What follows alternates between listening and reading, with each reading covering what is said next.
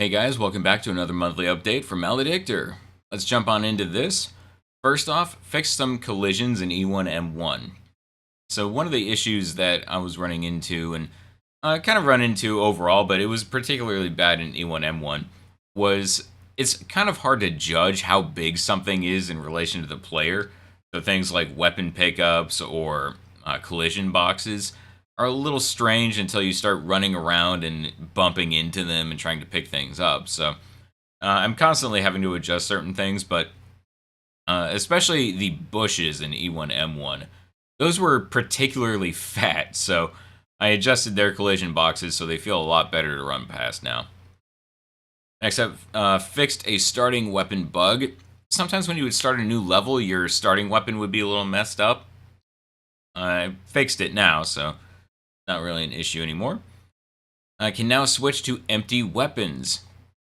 I just kind of like this change because a lot of the time when you don't have ammo, but you're not entirely sure if you even have a specific weapon or not, like in Doom in particular, I would try to switch to the weapon to see if I pull it out. That way I know for sure that I have the weapon. But in Maledictor so far, you just had to kind of remember. So now, if you have a weapon, you're able to switch over to it.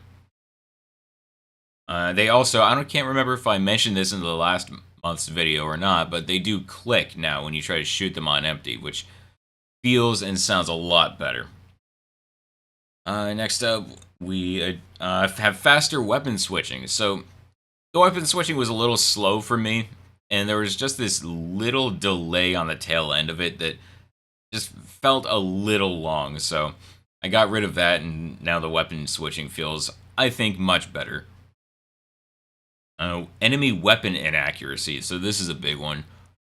One of the things that people were running into when they were playtesting was just the enemies never missed. And yeah, they kind of weren't really intended to miss, so it didn't matter that much. But it felt like it was a little much, like the hit scanners. And I don't intend for there to be many hit scanners in this game. Most of them are going to be projectile based, but I wanted the hit scanners to be dangerous at all points in the game. But I think it's a little much with them always landing their shots. So now they've got some built-in inaccuracies so that sometimes, most of the time, they'll hit you, but sometimes they will actually miss. And that inaccuracy is going to get bigger at range, too. So that's going to be, I think, a bit more interesting. A little bit more RNG added in. It does kind of make things a little bit more interesting. So, I mean, normally I hate RNG, but from a gameplay perspective, it is actually kind of nice. It keeps you guessing a lot more, and it makes it feel a little bit more real and a little bit more fair too. Since the game's going to be so difficult, I don't feel too bad about skewing things in the player's favor sometimes because honestly, the player kind of needs it. Next up, adjusted movable wall sounds. Yeah, sometimes they were just busted, like they would play at a weird spot and they would play at a weird rate. Now they will play correctly based off of the size of the wall and the distance that it has to travel. So fixed that, and it fixed the thing with with movable walls as well. So got those working much better. Sound blockers, very important. So one of the problems I was running into was when you would go to shoot an enemy, you'd get into a big firefight, and it would start pulling enemies from different areas of the map. And in E1M2, that was particularly bad because E1M2 has 3 floors. So it would start to pull the people from upstairs and pull them downstairs, and then the people downstairs in the basement, they couldn't get up to you, but they would still be activated. And so it was weird. And fortunately, I found a way to block sound from traveling past certain points. So now I can kind of block the sounds from traveling past certain areas so that you won't pull the entire map on you. And that works, I think, a lot better for being able to kind of custom tailor the areas a little bit, so I can make it so that if you go loud in an area, then it's much more likely to pull a group of enemies rather than having to worry about making the sound travel such a small distance that it doesn't pull a room that I think it should, just so that it doesn't pull, an entire map. So that's going to be very nice in terms of map design. Next, touching will alert enemies. So before there was an issue where you could just walk up on an unalert enemy if their back was facing you, you just kind of grind on them and they wouldn't know. Now, if you touch an enemy, then they are going to get alerted. So if you go to melee them from behind, for instance, just make sure you don't bump into them. Fixed a save load bug. Oh boy, I know that you probably don't want to hear that I feel like the game is held together with duct tape. However, the save and load system, I think I always feel fortunate when it starts working as intended, because just how many times it's broken. And I think it's just more of a thing with just save load systems in general. They seem deceptively simple, but what I was running into was that sometimes when you would go to save load, it wasn't actually reading the information correctly. So this is kind of difficult to explain, but if you try to save all your data on the player character, you wouldn't know it as a player, but the player character is constantly being deleted and respawned. And so data that's stored on them is getting wiped. So you have to constantly figure out how to store data for the player in a place that doesn't get wiped. So you would think maybe the game mode, but the game mode gets wiped. So there's all these different things that get wiped at different times. So you have to just figure out what needs to store which data so that it can be accessible when it's needed, and it doesn't necessarily need to be stored all the time, because nothing gets stored all the time apparently with Unreal. So yeah, but fixed that, and now that it's a much more robust system, I think. So that is at least the benefit of every time I find an issue with the save load system, it gets a lot sturdier. So it's feeling a lot better now. So we got switches. Yeah. So the difference between something like a switch and something like just, like opening a door or opening some kind of secret wall. The switch is coded specifically it's kind of like the light switches, where it's coded for a group so that different things will listen for a switch. So if something is part of a group, like group 1, it will listen for switch 1. And when switch 1 gets activated, it will activate everything in group 1. So this way, you're able to do things like open locked doors from a distance, but you can also open multiple locked doors from a distance. You can open a locked door and do something like deactivate a trap that's also in the same group. So you can use the switches to activate a range of different things. So this way I'm able to get a lot more versatility out of my levels. So I'll be able to come up with some fun stuff with that, and I'm already getting a good bit of usage from switches in E1M3. And more sprites. The the reliable patch note for every month. More sprites. There's always going to be more sprites coming out. Level textures. So even more level textures, and actually quite a few. E1M3 really kind of needed a lot of them. So got a lot more walls. We got new ceilings. We've got new floors. We got a bunch of new stuff. Destructibles improved. Yes, so now we have I recoded destructibles to work a little bit better now. And more importantly, they're more expandable. So one of the issues that I was running into before that was kind of limiting me with it was every time that I would add a new kind of destructible, I would need to adjust its save file. And that is a bit of a pain. Because when you adjust something's save file, you have to adjust multiple files. You have to adjust the blueprint itself. You have to adjust how it saves. So you have to adjust all the data that it sends through. And to do that, you also have to adjust the struct for it.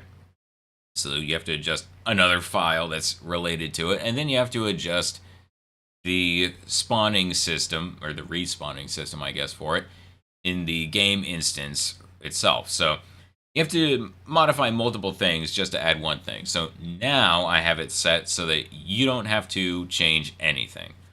All it does is that I just have to expand out on one file, and that will just add in another branch of what kind of destructible it can be. So now it's basically I can build on it forever with very, very little issue.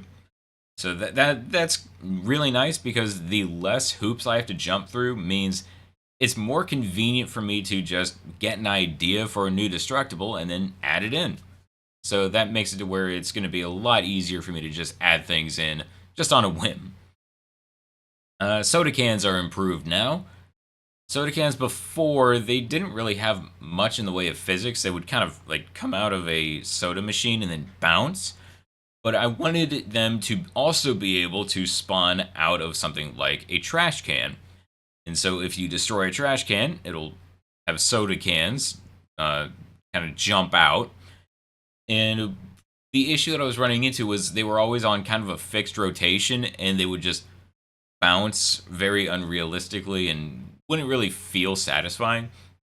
So I adjusted them so that now they're a little bit more physics based, and when you destroy a trash can or also spawn them out of a soda machine, they'll bounce more realistically. So they feel much better. It's a small detail for something really small, but those small details I think can really make something feel alive. So I like it. Now, fixed door sprites. Now they are two-sided. I was running into an issue.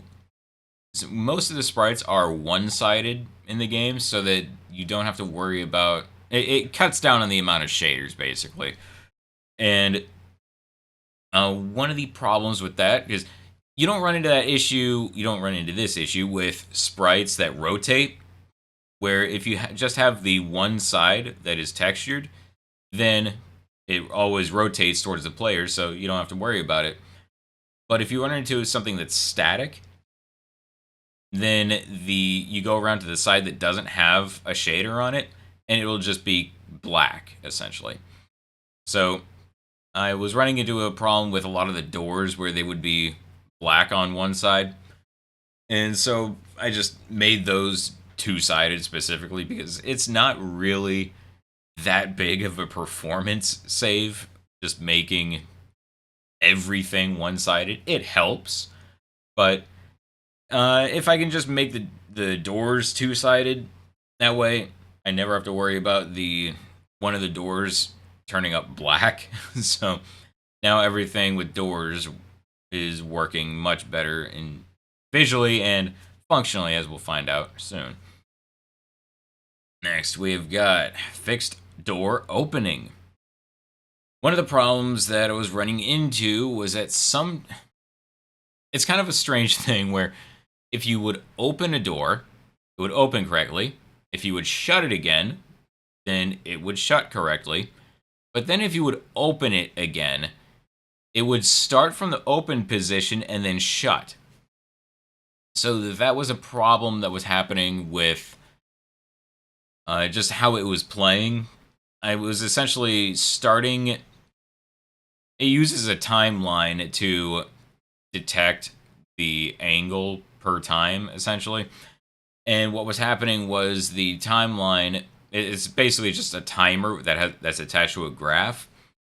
And the timer was starting from the end and then going towards the start. So it was reversed.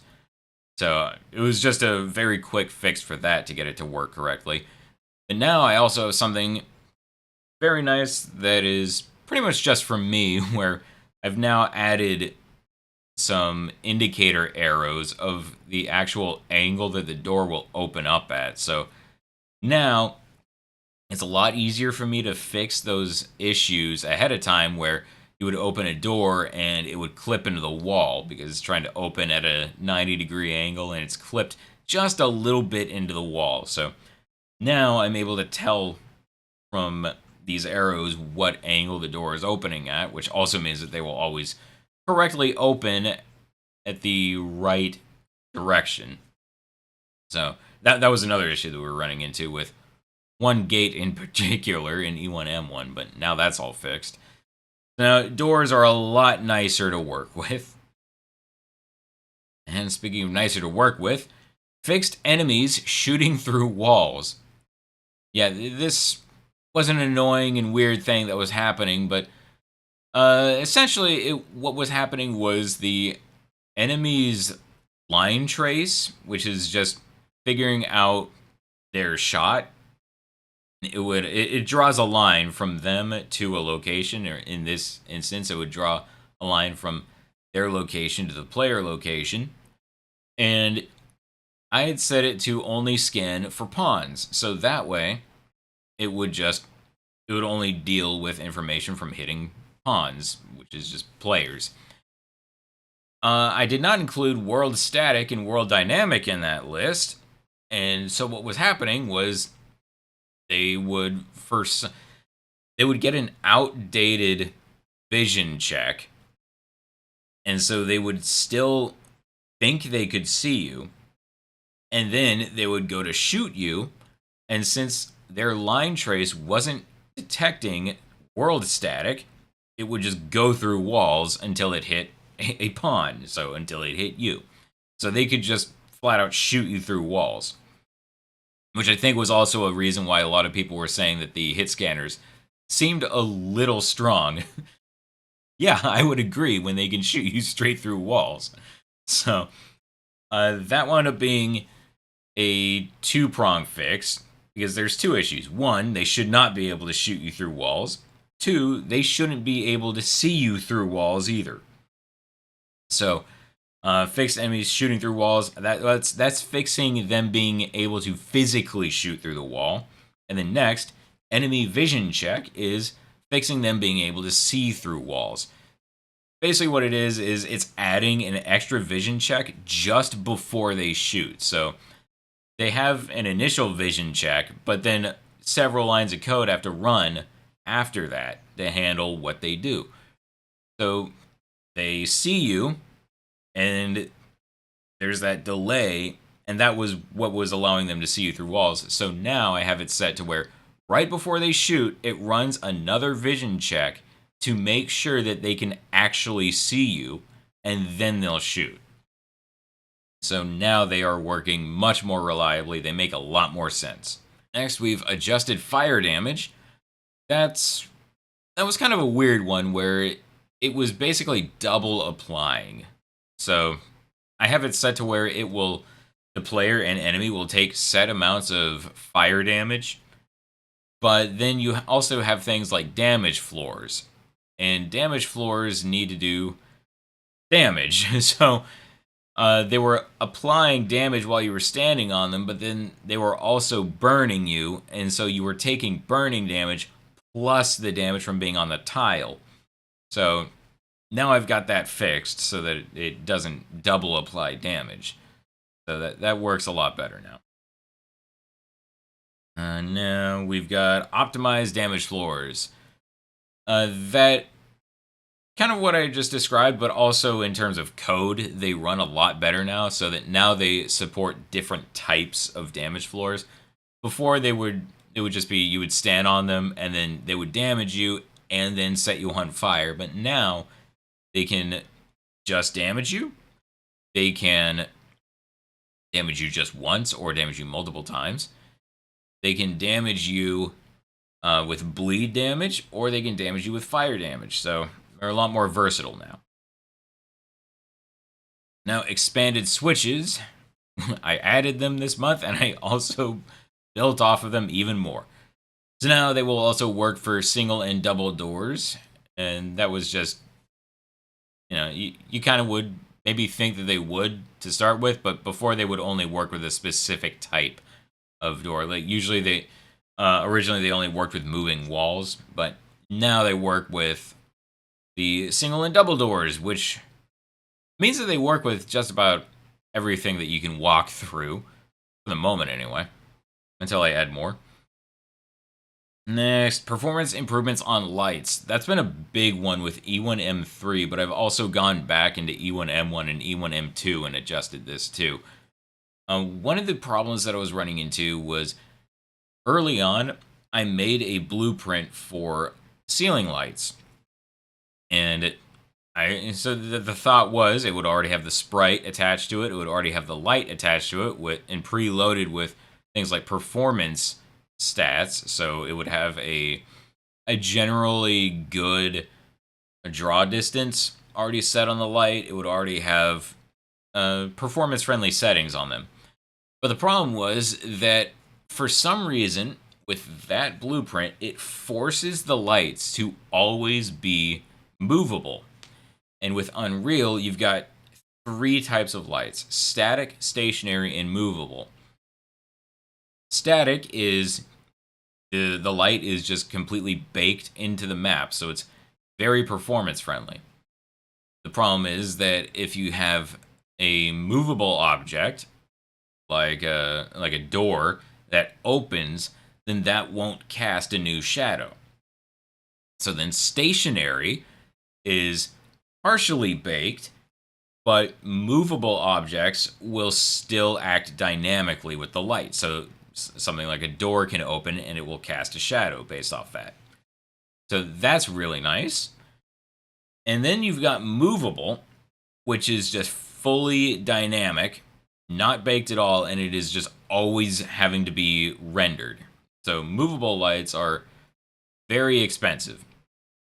And those lights were stuck as movable. So a lot of the lights in the levels were set to be fully dynamic lights. And most of them didn't need to be.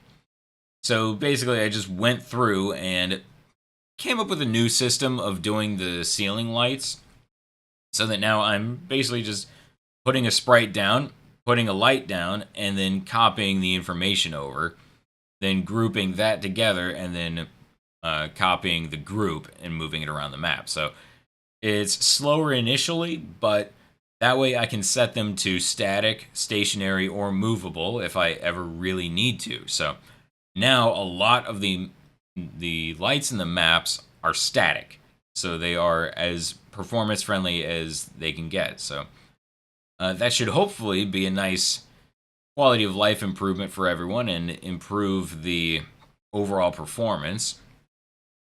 So we'll have to see. I'll update you guys on the next round of testing for that. Which, by the way, this current round of testing on the second alpha build, actually performance has been improved across the board, so that's very nice. So we're getting better. I know that this game type isn't exactly one that you would think would have performance issues, but it's lit completely through volumetric fog, so performance is definitely not what you would expect for a sprite-based game. But anyway, we're improving the headroom a little bit. And then finally, E1M3 is nearly finished. I know I've been... E1M3 just feels like the map that never ends, but, it's been a very good map for just building the game off of. So, made a ton of new sprites for it, made a ton of new systems for it, made a ton of new level textures for it, made a bunch of things and learned a lot from working on it too. So it has been a very, very good map. I feel like there's the game pre E1M3, and then there's the game post E1M3. So the game is in a much better state now because of E1M3. So it's been a long map, long development map anyway. Not that long once you're actually in the map itself, but it's been long development on it, but it has been very good for the game overall. So very happy with it.